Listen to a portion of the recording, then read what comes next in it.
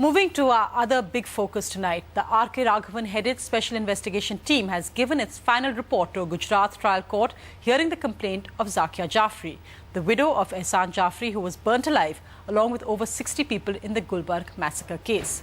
Sources have told NDTV that the report says there is no evidence against Narendra Modi which can stand up in court. Already, the petitioners and activists are crying foul.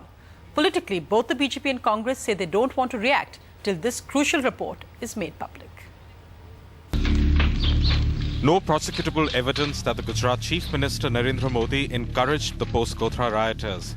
This, say sources, is what the Supreme Court Special Investigation Team says in its final report, recommending the closure of riot victim Zakiya Jafri's complaint. It's the only direct complaint on record against the Chief Minister, and a closure could impact other key riots cases.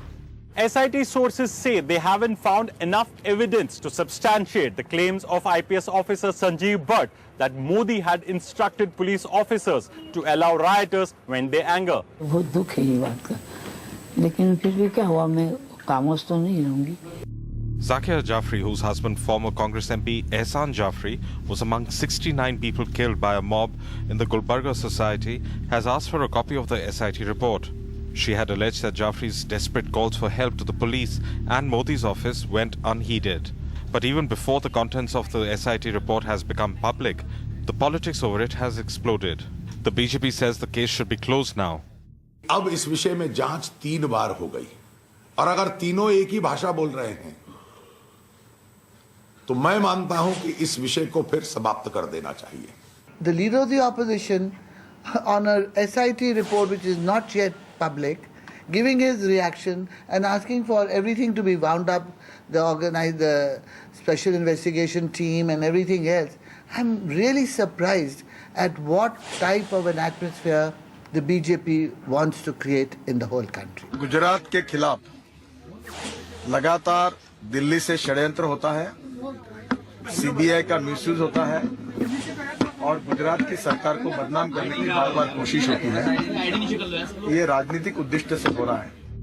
The possible closure 10 years on comes at a time when Modi has launched a string of Sadbhavna fasts across the state, including Godhra, where a coach of Hindu pilgrims was burnt, setting off the riots. Perhaps with a larger role on his mind, Modi tweeted today, "The history of the world is the history of a few men who had faith in themselves." With Rohit Bhan, Chetan Bhattacharjee for NDTV.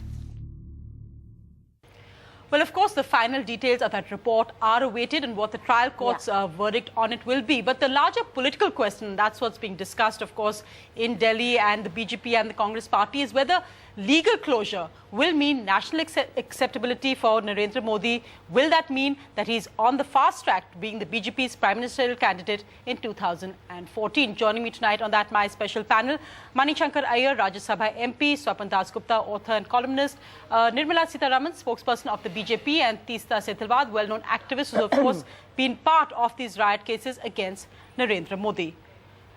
Nirmala Sitharaman, may I begin with you? The report details are still confidential, but activists and sources have made the point that it reiterates what it said earlier, that there is no prosecutable evidence against Narendra Modi. When the Supreme Court judgment had come out on this, we had seen the BJP saying that Narendra Modi has been vindicated, Sushma Swaraj making the point that he's passed an Agni Pariksha. Do you think this is a legal closure is essential to give him greater acceptability?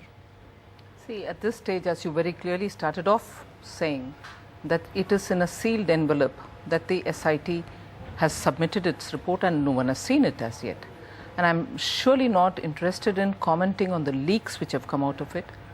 As regards what we said or commented after the Supreme Court's observation at the time when the whole thing was being shifted off to the trial court was very clearly, at least there was a relief to the Chief Minister then. But today, what I would certainly comment on is the timing of the submission. That is a bit worrying, in fact, because the much awaited SIT report is something which all of us would want to know.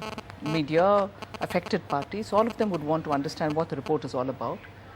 But then the submission now, even as the elections in Uttar Pradesh, where the Congress is very clearly playing as much as it can and its strength can provide, the vote bank politics, is this going to be something which a will fear create, tactic to create a fear a kind of tension. A fear And tactic. if there is a tension, let us say in Gujarat, for instance, who takes the responsibility for it?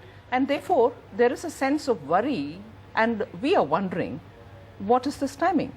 And I wouldn't definitely comment on the leaks, because we'd rather wait. No, for I'm not asking about the leaks either at this point. But Mr. Iyer, an interesting point there, because when we look at two parallel vote banks in a way, within Gujarat, we know that the Congress itself is very, very wary to take on Narendra Modi because they fear they may offend a majority vote bank. It's completely opposite. We look at Uttar Pradesh, where the focus, as Nirmala Sitharaman puts it, is to consolidate a minority vote bank. How much of vote bank politics is going into what was a national scandal?